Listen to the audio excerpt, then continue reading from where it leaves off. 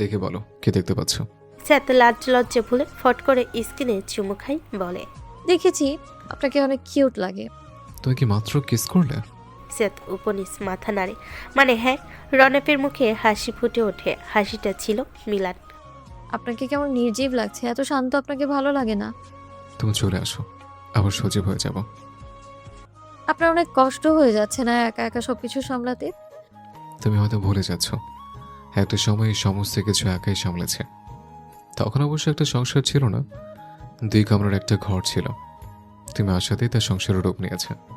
আগের কথা বাদ, তখন আপনি একা ছিলেন, এখন তো আর একা নন।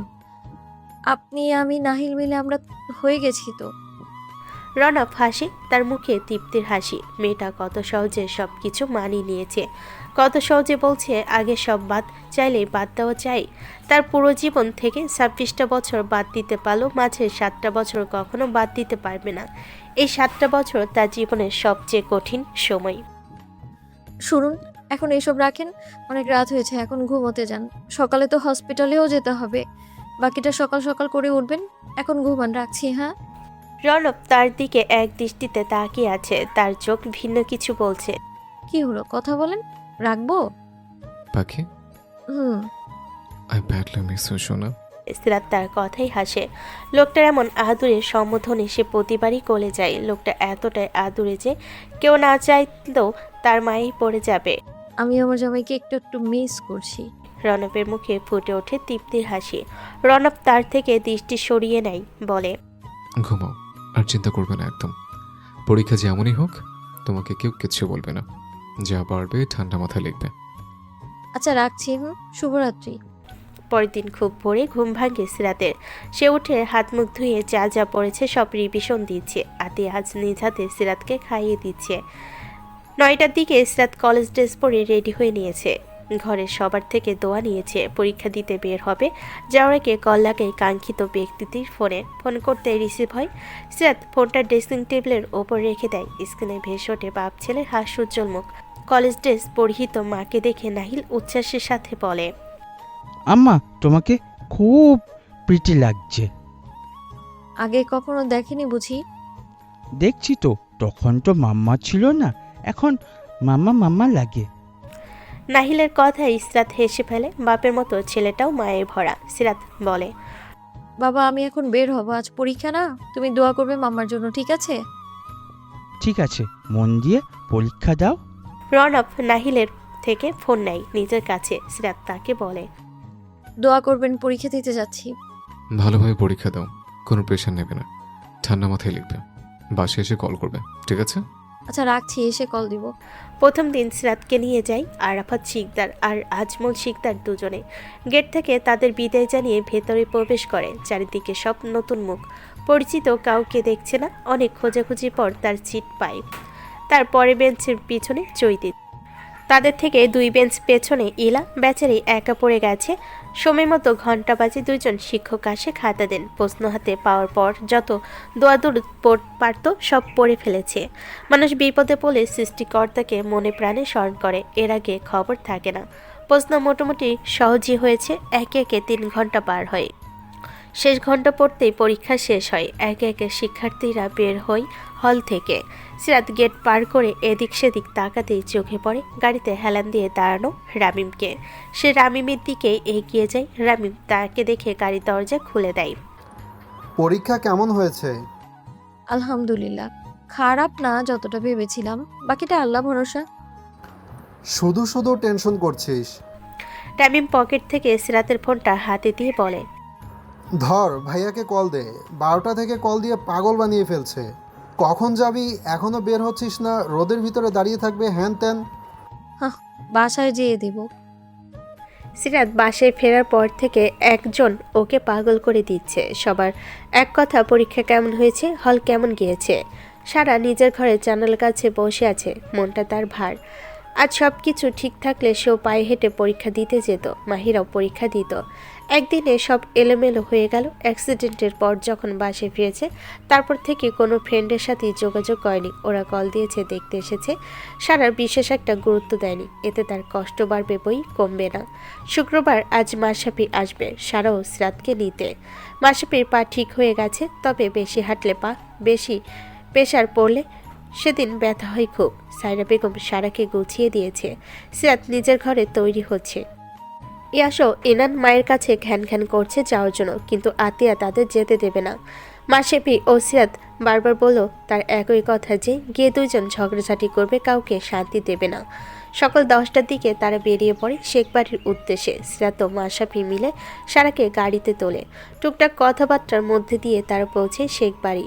বাড়ির সদর দরজা পার হতেই মনিরা বেগম এসে জাপটে ধরে সারাকে। সারাকে দেখে তার টান পড়া ক্ষত আবার তাজা হয়ে ওঠে। সারা ও সিরাত দুজন মিলে তাকে সামলায়। গল্প গুজবের মধ্য দিয়ে তারা দুপুরে খাওয়া শেষ করে। অ্যাক্সিডেন্টের পর আজ প্রথমবার সারা পা রেখেছে এ বাড়িতে। একা একা চেয়ার ঘুরিয়ে দেখছে সব। মাহিরার কবরটা এখনো দেখা হয়নি, সে দেখতে চায়, তবে সিরাত নেই। সে ফুপির সাথে রান্নাঘরে। ঘুরতে ঘুরতে ড্রয়িং রুমে থামে। তখন সিঁড়ি পেয়ে নামছে মাশরাফি। সারাকে দেখে তার কাছে এসে থামে, বলে, এইভাবে ঘুরছিস কেন? খেয়ে দিয়ে একটু বিশ্রাম নিলে তো পারিস। আজ কত ধকল গেছে তোর উপর দিয়ে। ভাইয়া, রুমে একা একা ভালো লাগছিল না, আপু রান্নাঘরে যেতেও নিষেধ করেছে। তো কি করবি এখন? ভাইয়া, আমাকে একটু মাইহার কবরের কাছে নিয়ে যাবেন? এখন? একটু নিয়ে যান, একবারও দেখিনি এখন পর্যন্ত। মাশরাফি ভাবে, তারপর সারার হুইল চেয়ার ঘুরিয়ে বাগানের দিকে যায়। বাগান পর্যন্ত আসতেই থামতে হয় তাদের। সামনের অংশটুকু উঁচু নিচু আর গাছপালা ভরা। আর তো যাওয়া যাবে না।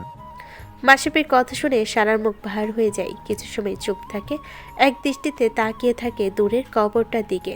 আজ সুস্থ থাকলে সে গিয়ে ঝাঁপিয়ে পড়তো, এমন ভাগ্য তার চোখ দিয়ে দেখা ছাড়া কিছু করতেও পারছে না। মলিন মুখে বলে, আচ্ছা, তাহলে বাসায় নিয়ে চলুন। দেখবি না? আর তো যেতে পারবো না, চোখ দিয়ে দেখছি, এটাই হবে। মাশরাফির মনটাও খুব খারাপ হয়ে যায়। মেয়েটার সাথে এমন হওয়াটা কি খুব দরকার ছিল? সে নিজের মন মস্তিষ্কের সাথে কিছু সময় লড়ে, এরপর সিদ্ধান্ত নিয়ে ফেলে সে সারাকে রেখে ঘরের ভিতরে যায়।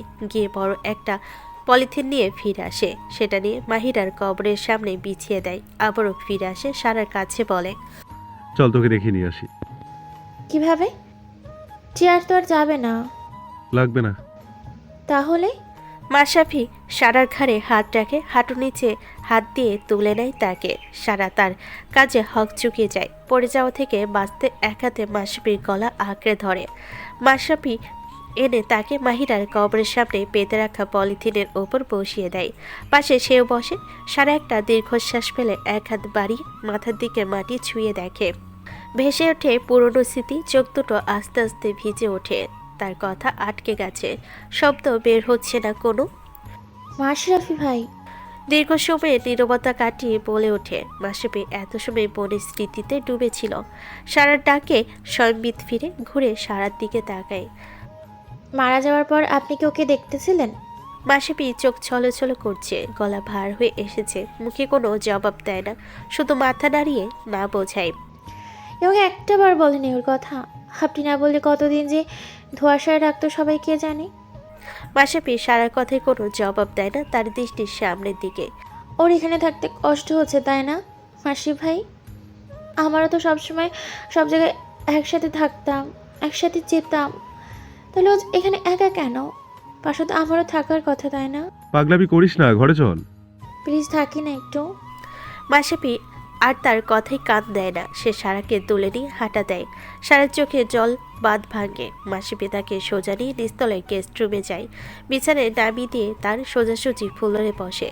দুহাত তার হাতের মুঠোয় নিয়ে বলে, কেন হয়েছে?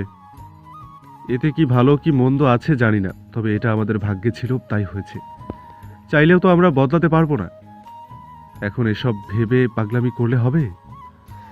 ও তো আমাদের মাঝে থাকতে পারতো, ওকে কেন নিয়ে গেল? ওর হায়াত এটুকু ছিল, তাই হায়াত ফুরাতেই চলে গেছে। সারা ও মাসুফি দুজন দুজনের সাথে কষ্ট ভাগাভাগি করে নেয়। বিধাতার খেলায় তারা কেবল গুটি মারত। সে গুটিকে যেভাবে চালানো হবে তাকে সেভাবে চলতে হবে। আয়ু ফুরালে সে বাদ পড়ে এই খেলা থেকে। সেদিন রাত থেকে পরের দিন তারা চলে আসে বাড়িতে। সিরাতের পরীক্ষা, এর মাঝেই এভাবে ঘুরে বেড়ানো ঠিক না, তাই তারা পরের দিনই চলে এসেছে। একে একে পরীক্ষা শেষ, আর মাত্র একটা পরীক্ষা বাকি, এরপরই সিরাত মুক্ত। শেষ পরীক্ষাটা দিতে গিয়েছে ইস্তিয়াকের সাথে। এতদিন কাজকর্মের জন্য সিরাতের সাথে যেতে পারেনি, আজ ছুটি পেয়েছে তাই চলে এসেছে। একে একে 3 ঘন্টা পরীক্ষা দিয়ে বের হওয়ার পর নিজেকে কেমন স্বাধীন মনে হচ্ছে তার কাছে। এখন বেশ কয়েক মাস শান্তিতে ঘুরবে ফিরবে, কেউ কিছু বলতে পারবে না। বন্ধুরা সবাই মিলে গোল হয়ে বেশ খানিকক্ষণ আড্ডা দিয়ে গেট থেকে বের হয়ে এক একে সবাই বিদায় নেয়। আশেপাশে তাকিয়ে পরিচিত মুখ খুঁজতে থাকে। হঠাৎই নজর আসে বহু কাঙ্ক্ষিত 2টি মুখ। তাদের দেখে সিরাতের মুখের হাসি চওড়া হয়ে ওঠে। নাহিল ছুটে মায়ের কাছে এসে কোমর আঁকড়ে ধরে মুখ গুজে দেয় পেটে। অনেকদিন বাদে মামা গন্ধটা পাচ্ছে। গভীর আবেশে তা নিজের মধ্যে টেনে নেয়। সিরাতও তার মাথায় মমতার হাত বুলিয়ে দেয়। সিরাত নাহিলকে জড়িয়ে এগিয়ে যায় রনফের কাছে। রনফ এক দৃষ্টিতে তার দিকে চেয়েছিল, তার চাহনিতে ছিল ভিন্ন কিছু। সিরাত কাছাকাছি গিয়ে তার এক বাহু জড়িয়ে ধরে। রনফও তার অর্ধাঙ্গিনীকে এক হাতে জড়িয়ে ধরে। পরীক্ষা কেমন হয়েছে? আলহামদুলিল্লাহ, খারাপ না। যাক, অবশেষে তুমি মুক্ত হলে। একদম। তাহলে চলো বাড়ি যাও যাক। চলেন। সিরাত ও নাহিল গাড়ির পেছনে দরজা খুলে উঠে বসে। নাহিল সিরাতের গা ঘেঁষে বসে আছে। রনব ড্রাইভিং সিটে বসে গাড়ি স্টার্ট দেয়। সারা রাস্তায় পেছনে দুজন গল্প করতে করতে বাড়ি ফেরে। বারবার মিররে সে দৃশ্য দেখে চোখ জোড়ায়। একসাথে 3 জনকে সদর দরজা দিয়ে ঢুকতে দেখে ড্রয়িং রুমে বসা সারার উচ্ছ্বাসে চিৎকার দিয়ে ওঠে। সিরাত হঠাৎ এমন চিৎকারে হকচকিয়ে যায়। সামনে তাকিয়ে সারাকে নজরে আসে। এবার চিৎকার করে কেউ, ভয় পেয়ে গেছি না আমি। সারা সিরাতের কথায় মুখ ভেঙচি কেটে বাড়ির অন্যদের ডাকে। রান্নাঘর থেকে আতিয়া ও মিথিলা বেরিয়ে আসে। আব্বু তোরা কখন আসলে? সোফায় বসা রনফ জবাব দেয়। আসছি অনেকক্ষণ, তোমার মেয়েকে আনতে গেলাম, সেখান থেকে মাত্র আসলাম বাড়ি। কেমন আছো তুমি? আলহামদুলিল্লাহ। বস, তোদের জন্য ঠান্ডা কিছু ব্যবস্থা করি। এখন কিছু লাগবে না, তুমি একটু পানি দাও, রুমে গিয়ে ফ্রেশ হবো, শরীর ম্যাসম্যাস করছে। মিথিলা তাদের পানি এনে দেয়। খেয়ে লাগেজ নিয়ে নিজের ঘরের দিকে যায়। যাওয়ার আগে সিরাতের উদ্দেশ্যে বলে, রুমে এসো, ফ্রেশ হতে হবে, নাহিলকেও নিয়ে এসো। সিরাত নাহিলকে নিয়ে তার পিছন পিছন ঘরে যায়। লাগেজ থেকে কাপড় বের করে নাহিলের হাতে ধরিয়ে দেয়। নাহিল ওয়াশরুম থেকে বের হলে রনফ বলে, বাবা তুমি দাদুর ঘরে গিয়ে রেস্ট নাও। বাবা একটু মাম্মার ছটে থাকি। মাম্মা ফ্রেশ হবে, তুমি যাও, মাম্মা ফ্রেশ হয়ে তোমার কাছে যাবে। বাবার বাধ্য ছেলে নাহিল, তাই আর কথা পারে না। সে নীরবে ঘর ছেড়ে বেরিয়ে যায়। রনব এগিয়ে গিয়ে ঘরের দরজা বন্ধ করে দেয়। সিরাত তা দেখে বলে, ওকে পাঠিয়ে দিলেন কেন? শোনোনি কেন পাঠিয়েছে? শুনেছি, তবে এখন তো আপনি যাবেন গোসলে, আপনার তো অনেক সময় লাগবে। ততক্ষণ থাকতো আমিও ততটুকু সময় রেস্ট নিতাম। কতদিন পর এসেছে ছেলেটা। গল্প করার সময় অনেক পাবে, এখন গোসল করতে হবে, ধুলাবালিতে গাছ চিটচিট করছে। আপনার চিটচিট করলে আপনি যান না, আমায় কেন টানছেন? কারণ তুমিও গোসলে যাবে। আমি পরে যাব, আপনি যান এখন। রনব কোনো কথা না বলে কাপড় থেকে তারও সিরাতের কাপড় বের করে বলে, আমি একা না, তুমিও যাবে আমার সাথে। মানে? রনব এগিয়ে সিরাতের খুব কাছে চলে আসে। এক হাতে কোমর জড়িয়ে ধরে মিশিয়ে নেয় দুটি শরীর। মানে খুবই সোজা, তুমি যাবে আমার সাথে গোসলে। সিরাত তার বুকে হাত দিয়ে দূরে ঠেলতে থাকে। দুজনের মাঝে দূরত্ব সৃষ্টি করতে চায়। রনব ঘোর লাগা চোখে তার দিকে চেয়ে শক্ত করে আঁকড়ে ধরে বলে, এত ছটপট করছে কেন? আমি আপনার সাথে যাব না। তো কার সাথে যাবে? কারোর সাথে না, আমি একা একা গোসল করব। নো পাখি, আমার সাথে গোসল দেবে, এমনকি কাপড় চেঞ্জও করবে। ছি, জঘন্য নোংরা লোক। লাজ শরম কিছু নাই থাকতে পারে আপনার, বাট আমার তো আছে। রনব তার কথাই হাসে। এই জঘন্য লোকের সাথেই তো কত কিছু কিছু করেছ, তখন ছি হয়নি? আর এখন সামান্য গোসল করতে বলে নোংরা? নিজের স্বার্থ মিটে গেলেই ছি। ছাড়েন আমায়, যাব না আমি। তুমি যাবে, তোমার ঘরও যাবে। তার কথা শেষ করে এক হাতে কাপড়, অন্য হাতে তাকে ঘাড়ে তুলে নিয়ে হাঁটা দেয় ওয়াশরুমের দিকে। সিরাত সমানে তার পিঠে কিলঘুষি দিয়ে যাচ্ছে। রনব তাকে নিয়ে ওয়াশরুমে ঢুকে দরজা লক করে দিয়ে তাকে শাওরের নিচে দাঁড় করিয়ে দেয়। আপনি শুনতে পাননি আমি আপনার সাথে গোসল করব না। রণব দরজায় হেলান দিয়ে দাঁড়িয়ে তার দিকে তাকিয়ে বলে, শুনেছি তোমার আমার সাথে গোসল করতে হবে না, আমি করবো তোমার সাথে গোসল। সিরাতের মুখটা কাঁদো কাঁদো হয়ে আসে। এতদিন পর লোকটার এমন রূপের সামনে দাঁড়াতে তার একটু অস্বস্তি হচ্ছে। রণব এগিয়ে এসে শাওয়ার অন করে দেয়, চুপচাপ করে পানি এসে ভিজিয়ে দেয় দুজনের শরীর। ঠান্ডা পানির সংস্পর্শে এসে শরীর শিরশির করে ওঠে সিরাতের। সামনে এক উন্মাদ পুরুষ সাথে ঠান্ডা পানি তার শরীরে মৃদু কম্পনের সৃষ্টি করে। এ কম্পন ঠান্ডার কারণে নাকি অন্য কারণে তা সে জানে না, তবে সে কাঁপছে। বৃষ্টির মতো ঝরে পড়া পানি, সাদা কলেজ ড্রেস পরিহিত সিরাত ভিজে একাকার। ভেজা অবস্থায় নারী সত্ত্বকে জাগানো দ্বিগুণ আকর্ষণীয় লাগছে রণবের কাছে। রণবের গলায় খরা নামে মোহগ্রস্ত হয়ে এগিয়ে যায় আবেদনময়ী নারীর সান্নিধ্যে। সিরাত তাকে দেখে আতঙ্কিত হয়, সে দেওয়ালের সাথে ছিটিয়ে যেতে থাকে। অন্যদিকে রণব দূরত্ব মিটিয়ে এক ঝটকে তাকে ঘুরিয়ে দেওয়ালের সাথে মিশিয়ে দেয়। পিঠের ওপর পড়ে থাকা চুলগুলো এক হাতে সরিয়ে কাঁধে মুখ ডোবায়। সিরাতের শরীর পুনরায় কেঁপে ওঠে। রণব সেথায় টুকরো টুকরো চুমুতে ভরিয়ে দিতে থাকে। সিরাতের মুখ থেকে কথা বের হয় না, তবু বহু কষ্টে গলা ভেদ করে বের হয়। সরুন না, নাও অস্বস্তি হচ্ছে আমার। হোক, ঠিক হয়ে যাবে কলেজা। খুব প্রশান্তি লাগছে, একটু শান্তি দাও, পাগল হয়ে যাচ্ছে। তার কথায় সিরাতের কণ্ঠ রোধ হয়ে আসে। ভেজা শরীরে সিরাতকে খুব কাছ থেকে অনুভব করে রণব। নারীদেহের সংস্পর্শে এসে মস্তিষ্ক ছলকে ওঠে। শুকনো ঢোক গিলে সে এক হাত বাড়িয়ে জামার পেছন দিকে চেন খুলে উন্মুক্ত করে দেয় পৃষ্ঠদেশ। মুখ নামিয়ে পুরো পিঠে নাক ঘষে ঘষে মেয়েলি শরীরে সুবাস নিতে থাকে। মাতাল করা পরিচিত সুবাস পেয়ে বিক্ষিপ্ত মন শান্ত হয়।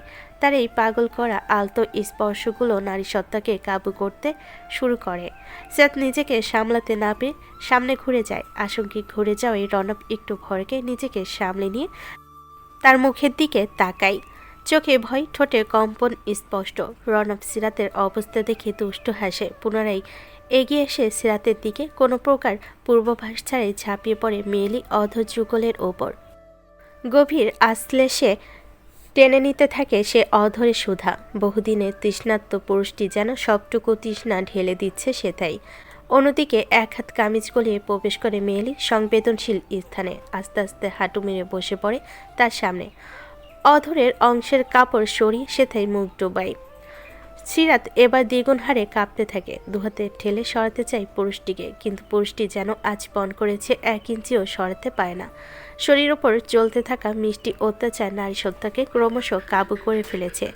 এক পর্যায়ে সিরাত হাত উঠিয়ে নিয়ে আসে রণবের কাঁধে, খামচে ধরে মাথার ভেজা চুল। উন্মাদ পুরুষটি হালাল নারীর এমন সারা পেয়ে আরও উন্মাদ হয়ে ওঠে। সিরাতের থেকে একটু দূরত্ব সৃষ্টি করে এক হাতে তার কোমর জড়িয়ে রেখে অন্য হাতে শার্টের বোতামগুলো খুলে একটানে তার শরীর থেকে আলাদা করে ফেলে। আবারও ঝাঁপিয়ে পড়ে নারী দেহের মাঝে। শরীরে জড়ানো কামিজ কাঁধ গলিয়ে নিচের দিকে নামতে গেলে সিরাত বাধা দেয়। পুষ্টি এতে ক্ষিপ্ত হয়ে ওঠে। পুনরায় একই কাজ করতে গেলে সিরাত বলে, প্লিজ এখানে না। ওকে। বাক্য ব্যয় না করে আবারও কাঁধে তুলে নেয় সিরাতকে। রুমে এসে বিছানায় ওপর এক প্রকার ছুঁড়ে ফেলে। সিরাত হালকা ব্যথা পেলেও কিছু বলে না। এই মুহূর্তে তাকে কিছু বলা মানে পাগল খেপিয়ে দেওয়া। রণব ব্যস্ত হয়ে বিছানায় গিয়ে ওঠে। এক একে শরীরের আবরণ মুক্ত হয়। সিরাত আর তাকে আটকায় না। নীরবে পাগল পুরুষের পাগলামি শুয়ে নেয়। একটা সময় সব পুরুষটা শান্ত হয়ে যায়। নারী দেহের উপর লেপ্টে থাকে। সময়ের ধ্যান দুজনের কারণেই সিরাত শান্ত চোখে স্লিংয়ের দিকে চেয়ে থাকে। সে কি কখনো ভেবেছে এই পুরুষকে হঠাৎ করে দমকা হওয়ার মতো উড়ে এসে তার সাথে জুড়ে গেছে? মনে পড়ে যায় গত 2 দিন আগের কথা, যখন রাত প্রায় 1:30, গভীর ঘুমে আচ্ছন্ন। সিরাত ফোনের কর্কশ শব্দে জেগে ওঠে। ফোনের স্ক্রিনে ভেসে ওঠে হালাল পুরুষের নাম্বার। রিসিভ করে কানে ধরতে ভেসে আসে পুরুষালী ঘোর লাগানো কণ্ঠ। জোরের ঘরে কত আকুতি জানিয়েছে তার ইয়াত্তা নেই। কণ্ঠে ছিল আকুতি, শব্দে ছিল অভিমান। একটা পূর্ণবয়স্ক পুরুষের এমন বাচ্চামো আচরণ মনে পড়তেই সিরাতের মুখে হাসি ফুটে ওঠে। সে ভাবনার মাঝে হাত বুলিয়ে চলে পুরুষটির মাথায়। পুরুষটা ঘুম না সজাগ তা বোঝার উপায় নেই, কোনো সাড়া নেই। শুরুটা কি বেশি খারাপ লাগছে? তার কথাই সিরাতের ধ্যান ভঙ্গ হয়। মুচকি হেসে বলে, না ঠিক আছে, আপনি উঠবেন না? একটু পর ফ্রেশ হয়ে পেন কিলার নিয়ে নেবে। নিব। শুনুন না, বেলা গড়িয়ে যাচ্ছে, সবাই কি ভাববে বলেন তো? এভাবে ঘরে দরজা আটকে বসে আছি আমরা। রনব সিরাতের বুকের মাঝে আরেকটু চেপে গিয়ে বলে, সবাই তোমার মতো নির্বোধ না, তারা বুঝবে কেন দরজা আটকে বসে আছে। বেশি চিন্তা না করে বিশ্রাম নাও, তোমার শরীর অনেক ক্লান্ত। বসার ঘরে বাড়ির সকল পুরুষ আড্ডা দিচ্ছে। বাড়ির মহিলারা পিঠা বানাতে ব্যস্ত। সিরাতও সেটাই উপস্থিত হয়। মাথায় ওড়না জড়ানো, গায়ে পেঁচানো মোটা শাল। শীতে কাঁপুনি উঠে গেছে তার। মিথিলা তাকে দেখে বসার জন্য জায়গা তৈরি করে দিয়ে বলে, সেই কখন থেকে তোমার জন্য বসে আছি, এতক্ষণে আসার সময় হলো বুঝি? আসলে ঘুমিয়ে পড়েছিলাম তো তাই। আচ্ছা বুঝেছি, এখন বসো, হাতে হাতে একটু পিঠাগুলো কেটে দাও তো। ছোট কাকি ভাজছে, সাথে রান্নাও চড়িয়েছি, একা একা সামলে উঠতে পারছি না।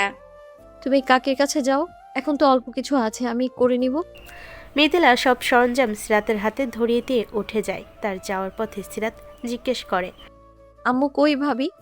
আম্মুর শরীরটা তেমন ভালো না, প্রেশারটা বেড়ে গেছে, তাই ওষুধ খেয়ে ঘুমাচ্ছে।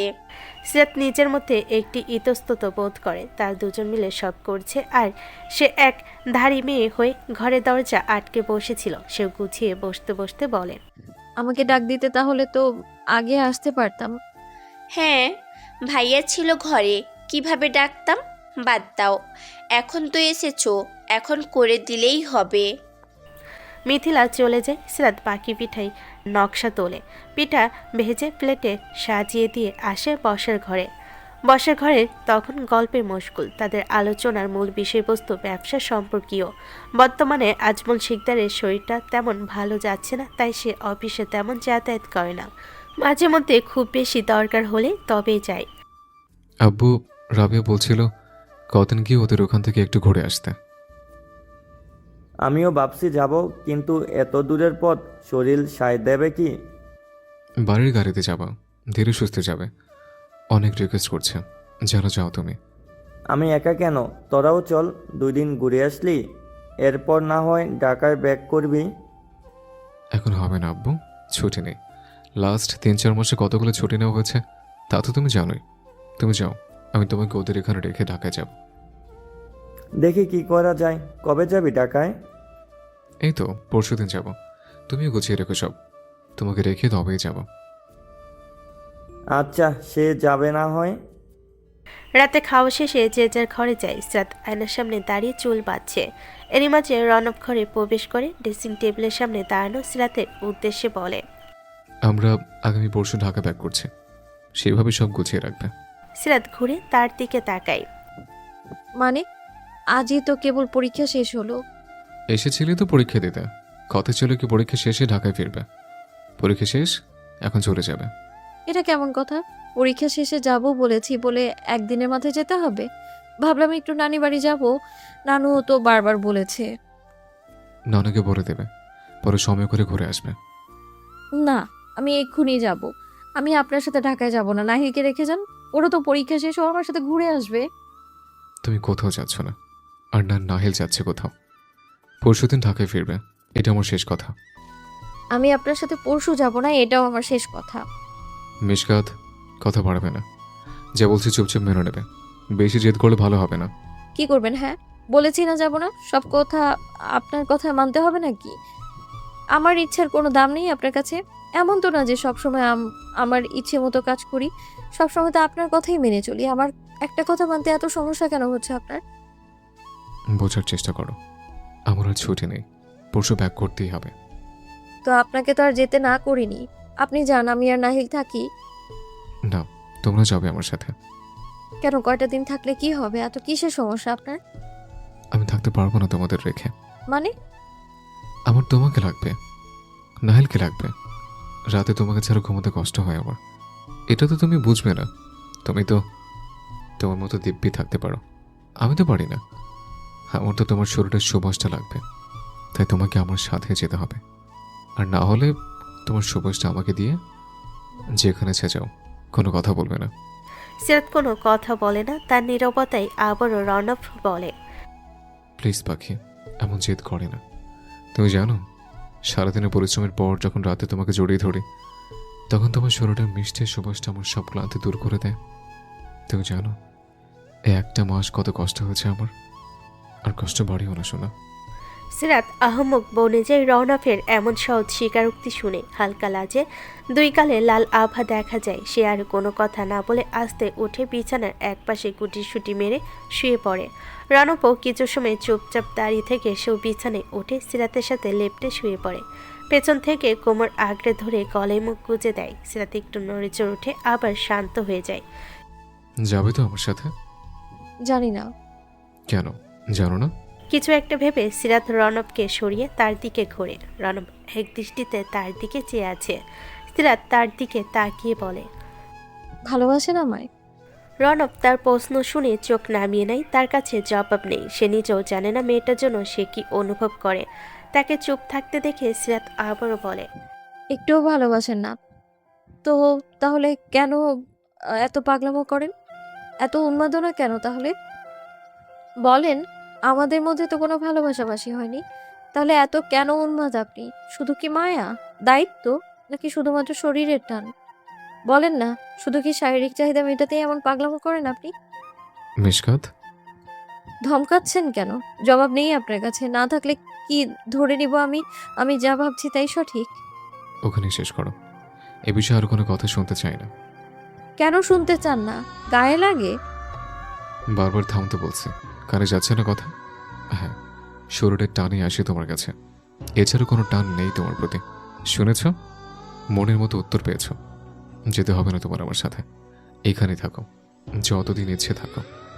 কখনো বলবো না যাওয়ার কথা। যদি কখনো মনে হয় যাবে তাহলে চলে যাও, সেখানে দরজা সবসময় খোলা তোমার জন্য, কারণ ওটাও তোমার সংসার। তবে শুনে রাখো, আজকের পর থেকে রওনক শিকদার শরীরের চাহিদা মেটাতে কখনো আসবে না, যতদিন না তুমি নিজে থেকে যাও। এই বলে রণব বিছানা ছেড়ে বেলকনিতে চলে যায়। এদিকে সিরাত উপর হয়ে বালিশে মুখ গুজে ফুপিয়ে ওঠে। বিধাতা তার সাথে এ কেমন খেলা খেলছে যেথায় তার কোনো কুল কিনারা নেই। সে কেবল ভেসে চলেছে। তাকে টেনে পাড়ে তোলার মতো একটা মানুষ নেই।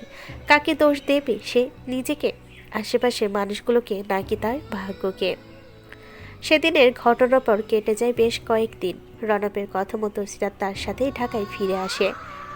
এ নিয়ে রণব কিছুই বলেনি, না থাকতে বলেছে না যাওয়ার কথা বলেছে। দুজনের মাঝে অভিমান ও অভিযোগের পাল্লা সময়ের সাথে সাথে বেড়েই চলেছে। আপাতত দৃষ্টিতে তারা সাধারণ স্বামী স্ত্রীর মতোই চলে। তাদের মাঝে কথা হয়, একজনের প্রয়োজনে অন্যজন এগিয়ে আসে। সবই ঠিকঠাক, তবুও যেন কিছুই ঠিক নেই। মনে হয় সবটাই কেবল তাই। নাবিলের বার্ষিক পরীক্ষা শুরু হয়েছে। সে রোজ রণবের সাথে যায়, আবার সিরাত গিয়ে নিয়ে আসে। ইদানিং রণব বেশ রাত করে বাড়ি ফেরে। যে দিনগুলো দিনের বেলা ডিউটি থাকে তাদের মাঝে প্রয়োজন ছাড়া খুব একটা কথা হয় না, তাই দেরি হওয়ার কারণও জিজ্ঞেস করে না। নাহিল আজ অন্য দিনের তুলনায় অনেক সকাল সকাল উঠেছে। আজ থেকে পরীক্ষা শুরু। তার পড়াশোনার বিষয়ে সে খুবই সিরিয়াস। কোনো পরীক্ষার প্রত্যাশার চেয়ে সামান্য মার্ক কম আসলেও তার মন খারাপ হয়ে যায়। সকাল থেকে উঠে পড়া রিভিশন দিচ্ছে। সিরাত রান্না শেষ করে রণফের জন্য টেবিলে খাবার বেড়ে ঢেকে রেখে নাহিলে খাবার নিয়ে তার ঘরে প্রবেশ করে। একটা চেয়ার টেনে তার চেয়ারের পাশে বসে। মাকে দেখে এসে হালকা হেসে আবারও বইয়ে মুখ গুজে দেয়। সিরাত খাবার মেখে মুখে তুলে দেয় তার। সেও ফাঁকে ফাঁকে খাবার নেয় মুখে। খাওয়া শেষে মুখ ধুয়ে কাবার থেকে স্কুল ড্রেস বের করে বিছানার উপর রেখে দেয়। আব্বু 9টা বেজে গেছে, এখন তুমি রেডি হয়ে নাও। দেরি করো না বাবা, বকা দিবে কিন্তু। এই তো মা হয়ে এসেছে, তুমি যাও, আমি রেডি হয়ে নেব। আবার এসে যেন বলতে না হয়। আচ্ছা আচ্ছা, এবার যাও। সিরাত ঘর থেকে বেরিয়ে রান্নাঘরে আসে। রণবকে দুপুরের খাবার হটপটে তুলে দেয়। রণব ডাইনিংয়ে এসে খেতে বসেছে। খাওয়ার পাখে একবার কেবল সিরাতের দিকে তাকিয়েছে, আবারও খাওয়াই মন দেয়। খাওয়া শেষে উঠে ঘরে চলে যায়। অন্যদিকে সিরাত তার উপস্থিতি বুঝে একবারও সেদিকে তাকায়নি। নাহিল তার কথা মতো তৈরি হয়ে পরীক্ষার সকল সরঞ্জাম গুছিয়ে বাইরে আসে। বাবা আমি রেডি, কোথায় তুমি? রণব ঘর থেকেই জবাব দেয়, 2 মিনিট শোনো, তুমি জুতো পরে বাইরে ওয়েট করো, আসছি আমি। ওকে, দুটো করো। নাহিলকে দেখে সিরাত তার কাছে এগিয়ে আসে। হাতে তার স্কুলে পরার জুতো জোড়া। নাহিলের হাত ধরে সোফায় বসিয়ে দিয়ে নিজেই জুতা পরাতে থাকে। তার কাজ শেষে উঠে পাশে বসে মাথায় হাত বুলিয়ে বলে, ভালো করে পরীক্ষা দাও আপু। লেখা শেষে ভালো করে সব পড়ে দেখবে, সব ঠিকঠাক লিখেছো কিনা, কোনো কিছু বাদ দিয়েছো কিনা, ঠিক আছে? তুমি এখন এইভাবে বলছো যেন আমি প্রথমবার পরীক্ষা দিচ্ছি। আমার কাছে তুমি প্রথমবারই পরীক্ষা দিচ্ছ, তাই বেশি কথা না বলে যা বলেছি মাথায় রাখবে। আচ্ছা, সব মাথায় থাকবে। এখন আছি। সিরাত ছেলের কপালে চুমু খেয়ে বিদায় দেয়। ততক্ষণে রনফও এসে হাজির হয় সেখানে। সিরাতের উদ্দেশ্যে বলে, রুমা আপাকে আবারও আসতে বলেছে। সে আজ থেকে এসে কাজ গুছিয়ে দেবে। তার দরকার ছিল না, এখন তো সারাদিন বাসায় থাকি। একা একা সব পারবে না, আসলে কাজ বুঝিয়ে দিও। আর ওর পরীক্ষা তো একটাই শেষ, 12:30টার মধ্যে চলে যাও। আচ্ছা।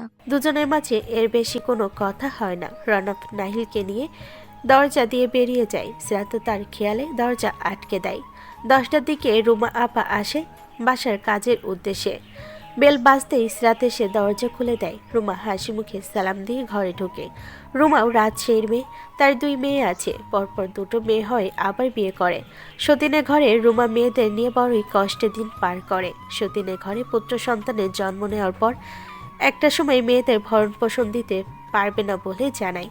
রুমার সহ্য করতে না পেরে মেয়েদের নিয়ে বাপের বাড়িতে এসে ওঠে। ভাইয়ের সংসারও তাকে সইতে হয় নিদারুণ যন্ত্রণা। তাই একজনের মাধ্যমে ঢাকায় কাজের ব্যবস্থা করে মেয়েদের নিয়ে চলে আসে। এরপর থেকে ঢাকাতেই বিভিন্ন বাসায় কাজ করে মেয়েদের ভরণ পোষণ ও পড়াশোনার খরচ চালায়। সিরাত তাকে কাজ বুঝিয়ে দেয় এবং সাথে থেকে সকল কাজে তদারকি করে। 12টার মধ্যে কাজ শেষ করে রুমা চলে যায়। সিরাত নাহিলের স্কুলে যাওয়ার জন্য তৈরি হয়। রনপের কথা মতো 12:30টায় এসে উপস্থিত হয় স্কুল গেটে। 1টা বাজতেই শেষ ঘন্টা পরে এক একে বাচ্চারা বের হয়। নাহিল সিরাতকে দেখে এগিয়ে এসে উচ্ছ্বাসিত হয়ে জানায় তার পরীক্ষা কেমন হয়েছে, কি লিখেছে, কি বাদ দিয়েছে। সিরাত ভাবে রনপ শিকদারের ছেলে তো তার মতোই হবে। বাপ যেমন সব কিছুতেই সেরা, ছেলেও তেমনই হবে। শুনেছে মাও নাকি খুবই মেধাবী ছিল, পাবলিক ভার্সিটিতে পড়তো, রূপে গুণে সব দিক থেকে সেরা। নাহিলের মা থাকাকালীন সিরাত ছোট ছিল, তাই তার চেহারা খুব একটা মনে নেই তার। না, তার সাথে তখন খুব বেশি সখ্যতা ছিল। বাচ্চা হিসেবে যতটুকু আদর থাকে ততটুকুই, খুব একটা আসতো না বাড়ি, তাই দেখাও হতো খুবই কম। তবে সকলের মুখে শুনে যতদূর বুঝেছে, যেমন রনব শিকদার তেমন তার পছন্দ। হঠাৎই কেমন নিজেকে অযোগ্য মনে হতে থাকে তার পাশে। আগে এরূপ ভাবনা কখনো মনে আসেনি তার। বিষণ্ণ মনেই বাড়ি ফেরে। পুরো রাস্তা নাহিল এটা সেটা বললেও সেও হুহা ব্যতীত কোনো জবাব দেয় না। বাড়ি ফিরে নাহিলকে ঘরে পাঠিয়ে সেও নিজে ঘরে চলে আসে। শরীরটা খুব ম্যাচ করছে, মাথা ভার হয়ে আসছে, হয়তো জ্বর আসার পূর্বাভাস। দুপুরে নাহিলকে কোনো মতে খাবার দিয়ে সে যে কম্বল মুড়ি দিয়েছে আর ওঠেনি। সন্ধ্যার পর থেকে শরীরের তাপ বৃদ্ধি পায়। নাহিল বেশ কয়েকবার মায়ের কাছ থেকে ঘুরে যায়। নাহিল মাকে চুপচাপ শুয়ে থাকতে দেখে বলে, মামা, শরীর খারাপ লাগছে তোমার? কম্বলের নিচ থেকে মাথাটা একটু বের করে সিরাত বলে, তেমন কিছু না আব্বু, একটু জ্বর জ্বর লাগছে। তুমি গিয়ে পড়তে বসো, পরীক্ষা না তোমার। নাহিল সিরাতের কপালে হাত ছুঁয়ে দেখে শরীর বেশ গরম। সে উদ্বিগ্ন স্বরে বলে, তোমার অনেক জ্বর মা, অনেক কষ্ট হচ্ছে তাই না? ফোন কোথায় তোমার? বলো, আমি বাবাকে কল করে আসতে বলি, ওষুধ দিলে তুমি ঠিক হয়ে যাবে। ছেলে চিন্তিত বদন দেখে সিরাত দুর্বল কণ্ঠে বলে, আমি ঠিক আছি সোনা, তুমি আমার পাশে বসে একটু মাথায় হাত বুলিয়ে দাও, সব কষ্ট চলে যাবে আমার। নাহিল মায়ের কথাই তার পাশে বসলো। তার মন শান্ত হয় না। সে চিন্তিত মনে মায়ের মাথায় হাত বুলিয়ে দেয়। একটা সময় কলিং বেলের শব্দে হুড়মুড় করে উঠে গিয়ে দৌড় দেয়। অন্য দিনের তুলনায় আজ দ্রুত ফিরেছে রওনাফ। সিরাত ততক্ষণে অসুস্থ শরীরে ঝিমিয়ে পড়েছে। দরজা খুলতে বাবাকে দেখে নাহিল উদ্বিগ্ন স্বরে বলে, বাবা, মাম্মাকে ওষুধ দাও না, ঠিক হয়ে যাবে। রনব ছেলের কথায় ভুরু কুচকে তাকায়। বিষয়টা বোঝার চেষ্টা করে। ছেলের চোখে মুখে চিন্তা ও উদ্যোগের ছাপ। কি হয়েছে মায়ের? মা কোথায়? মাম্মা অনেক জ্বর বাবা, ঠিক করে কথা বলছে না। তুমি মাকে ঠিক করে দাও বাবা, ওষুধ দাও মাকে। রনবের মাঝে উদ্বেগ দেখা যায়। সে নাহিলের সামনে হাঁটু মুড়ে বসে। ছেলেটা খুব ভয় ও আতঙ্কের মাঝে আছে। আগে তাকে শান্ত করা দরকার, তাই সে তাকে বলে, শান্ত হ বাবা, মা ঠিক হয়ে যাবে, একদম প্যানিক করো না। বাবা এসেছি তো, সব ঠিক হয়ে যাবে। তুমি মাকে একটু দেখো না। রনব নাহিলকে সাথে নিয়ে ঘরে ঢোকে। বিছানার দিকে তাকাতে নজর আসে কম্বলে আগা মাথা মোড়া সিরাতকে। সে এগিয়ে যায় তার কাছে, কপালে গলে হাত ছুঁয়ে দেখে জ্বরে শরীর পুড়ে যাচ্ছে। তার গায়ে হাত দিয়ে নাহিলের দিকে তাকায়। সে তার পাশেই চুপটি করে দাঁড়িয়ে আছে, চোখ ছলছল করছে। বাবা মা ঠিক হয়ে যাবে তো? কিচ্ছু হবে না শোনো, একটু জ্বর মাত্র। তুমি একটু বাটি নিয়ে আসো তো, বলো দেখে। নাহিল দৌড়ে যায় বাটি আনতে। রণবের মুখে চিন্তার রেখা দেখা যায়। জ্বরটা মোটো সামান্য নয়, থেমে থেমে কেঁপে কেঁপে উঠছে। ছেলেকে সামান্য বলে শান্ত রেখেছে, না হলে মা পাগল ছেলে কেঁদে কেটে এক করে ফেলবে। নাহিল বাটি এনে রণবের হাতে দেয়। রণব তাতে পানি এনে একটা কাপড় চুবিয়ে নিয়ে বিছানার কাছে বসে। ভেজা কাপড় নিগড়ে তার কপালে রাখে। অন্যদিকে নাহিলও অন্য পাশে উঠে বসে মাথার কাছে। কিছু সময় পর পর মাথায় গায়ে হাত বুলাচ্ছে, কাপড় তুলে তা দিয়ে গলা ঘাড় মুছে দিচ্ছে। ঠান্ডা ও জ্বরের মধ্যে পানির স্পর্শ পেয়ে সিরাতের শরীর শিরশির করে ওঠে। পানির সংস্পর্শে তার চৈতন্য ফিরে আসে। তীব্র মাথা ব্যথা নিয়ে চোখ দুটো নিভু নিভু অবস্থায় খোলে। প্রথমে নজর আসে নাহিলের বদনখানি, যে তাকে চোখ খুলতে দেখে ব্যতিব্যস্ত হয়ে পড়ে জিজ্ঞেস করে, এখন কেমন লাগছে তোমার? একটু ভালো লাগছে? সিরাত ছেলের এহেন দশা দেখে একটু হেসে জবাব দেয়, এই তো ভালো লাগছে, তুমি কাছে থাকো, আরো ভালো হয়ে যাবে। এই তো আমি এইখানেই আছি, তুমি তাড়াতাড়ি ঠিক হয়ে যাও। জ্বর এসছে কখন? অনুপাশ থেকে গম্ভীর স্বরে প্রশ্ন শুনে সে ঘুরে তাকায়। দেখতে পায় রনবকে, যে এখনো বাইরের পোশাকেই আছে। তার প্রশ্নে সিরাত এক শব্দে উত্তর করে, সন্ধ্যায়। রনব হাত বাড়িয়ে তার কপালে রেখে চেক করে তাপমাত্রা মোটামুটি সহনীয়। সে পাশ থেকে উঠে কাপড় নিয়ে ফ্রেশ হতে যায়। বেরিয়ে এসে নাহিলকে ডেকে নিয়ে খাইয়ে বুঝিয়ে শুনিয়ে পড়তে পাঠিয়ে দেয়। এদিকে রনব একটা প্লেটে খাবার বেড়ে নিয়ে ঘরে ঢোকে। সিরাত তখন উল্টো ঘুরে শুয়ে আছে। তার পাশে বসে বলে, খাবার আনছি, কে ওষুধ খাবে? খেতে ইচ্ছে করছে না, ওষুধ খেতে হবে। প্রচন্ড মাথা ব্যথা করছে, চোখ খুলতে পারছি না আমি। চোখ বন্ধ রেখেই খাবে। সে একটা বালিশ টেনে হেডবোর্ডের সাথে রেখে সিরাতকে সেটাই হেলান দিতে বলে। সিরাত কপাল কুচকে রেখে তার কথা মতো সেটাই হেলান দিয়ে বসে। রণব হাত ধুয়ে খাবার মাখে। সিরাত তা দেখে বলে, একটু হাত দিয়ে আর পানি এনে দিন, আমি নিজেই খেতে পারবো। কথা বন্ধ করে খেয়ে নাও, অনেক রাত হয়েছে। রণব খাবার মেখে তাকে খাইয়ে দেয়। অল্প কিছু খাওয়ার পর সিরাত আর খেতে চায় না। রণবও আর জ্বর করে না, মুখ ধুয়ে ওষুধ খাইয়ে দেয়। রণব নিজেও অল্প কিছু খেয়ে ছেলে ঘরে যায়। নাহিল এখনো পড়ছে। সে ঘরে গিয়ে তাকে ঘুম পাড়িয়ে নিজের ঘরে আসে। তৎক্ষণে সিরাত নিজের জায়গায় গিয়ে কম্বল মুড়ি দিয়ে উল্টো ঘুরে শুয়ে পড়েছে। রণব লাইট নিভিয়ে বিছানায় আসে, কপালে হাত দিয়ে চেক করে জ্বরের পরিমাণ। আবারও নিজের জায়গায় এসে শুয়ে পড়ে। মাঝরাতে কারো গঙ্গানির শব্দে রণবের ঘুম হালকা হয়ে যায়। মস্তিষ্ক সঠিক ইঙ্গিত দিতেই তড়িৎ বেগে উঠে বসে। সিরাত ক্রমাগত কাঁপছে। রণব আবারও জ্বর চেক করে, তাপ হুড়হুড় করে বাইরে যাচ্ছে। রণবের কপালে চিন্তার ছাপ। রণব দ্রুত বিছানা থেকে নেমে কাপড় থেকে আরও একটা কম্বল এনে তার শরীর ঢেকে দেয়। কাছে এগিয়ে এসে পাশে মাথায় হাত বুলায়। সিরাতের দুই চোখে কানিশ বেয়ে জল ধরে নামে। সিরাত তার টি শার্টের এক কোণা চেপে ধরে ক্ষীণ স্বরে বলে, মাথাটা একটু চেপে দিন না, খুব যন্ত্রণা হচ্ছে। রণব নরম হাতে মাথা টিপে দেয়। গায়ে হাত ছোঁয়ানো যাচ্ছে না, অন্যদিকে কাঁপুনিও কমছে না। কি করবে তার মাথা কাজ করছে না। সে কম্বলের নিচে ঢুকে সিরাতকে নিজের সাথে জড়িয়ে নেয়। চেনা শরীরের ঘ্রাণ পেয়ে অশান্ত সিরাত একটা সময় শান্ত হয়ে আসে। থাকুন না, আমার কাছে অনেক যন্ত্রণা হচ্ছে, একটু শক্ত করে জড়িয়ে রাখেন না। রণব আরও শক্ত করে চেপে রাখে তাকে, পালে শরীরের ভিতর ঢুকিয়ে নেয়। অনেকটা সময় পর শরীরে ঘাম ছেড়ে দেয়। সিরাত আস্তে আস্তে অনেকটা স্বাভাবিক হয়ে আসে। রণব তাকে ছেড়ে উঠতে যায়। সিরাত তাকে চাপটে ধরে বলে, যাবেন না? এই তো পাখি, কাছে আছে, কোথাও যাব না। তোমার শরীর ঘেমে গিয়েছে, মুছে দিতে হবে, ধরো ঠান্ডা বসে যাবে। রণব জোর করে তার থেকে নিজেকে ছাড় নিয়ে উঠে ঘরের বাইরে যায়। বেশ কিছু সময় পর একটা ধোয়া ওঠা পাত্র হাতে নিয়ে ঘরে ফিরে আসে। টেবিল টেনে সেটা রেখে সিরাতের ওপর থেকে কম্বল সরায়। সিরাত তড়িৎ বেগে চোখ খুলে উঠে বসে। এগুলো দিয়ে কি করবেন? জ্বর ছেড়ে দিয়ে ঘেমে গেছো, শরীর মুছতে হবে, ধরো ঠান্ডা লেগে যাবে। আমাকে দিন, আমি পারবো। পারবে? আমি করে দিচ্ছি। বললাম তো আমি পারবো, আপনি বাইরে যান। বাইরে কেন? আপনার সামনে করবো নাকি? সিরাতের এমন তারা কথা শুনে মেজাজ বিগড়ে যায়। তার বুঝে আসে না মেয়ে মানুষ এত ঢং করতে পারে কিভাবে। তোমরা মেয়েরা তো ঢং করো কিভাবে? এখানে ঢঙের কি আছে? এখানে ঢং নেই কোথায়? যার সাথে এক ওয়াশরুমে গোসল করতে বাধে না, সেখানে এসব কথা কতটা যোগ দেখ। তখন বাঁধেনি, এখন বাঁধছে। এত না পেঁচিয়ে যান না, না হলে আমি ঘুমালাম। এসব ছেলে মানুষের কাজবাজ তোমার সাথে যায় না। সেদিনের বিষয়টা নিয়ে এখনও রেগে আছো? সেদিনের কথা তুলবেন না প্লিজ। সেই বিষয়ে আমি কিছু বলতে বা শুনতে চাই না। রনব উঠে বিছানায় তার পাশে বসে, একটা হাত নিজের হাতের মুঠোয় পড়ে নেয় জোরপূর্বক, বলে, শুনতে হবে না, তবে আমাকে একটু সুযোগ দাও। কি বলবেন আপনি? কি বলার আছে আর? যা বলার তা তো বলেই দিয়েছেন। যা বলেছি সেদিন সবটা রাগের বশে বলে ফেলেছে, তাতে তুমি কষ্ট পেয়েছ। তবে সরি বলবো না, কারণ তোমারও ভুল ছিল।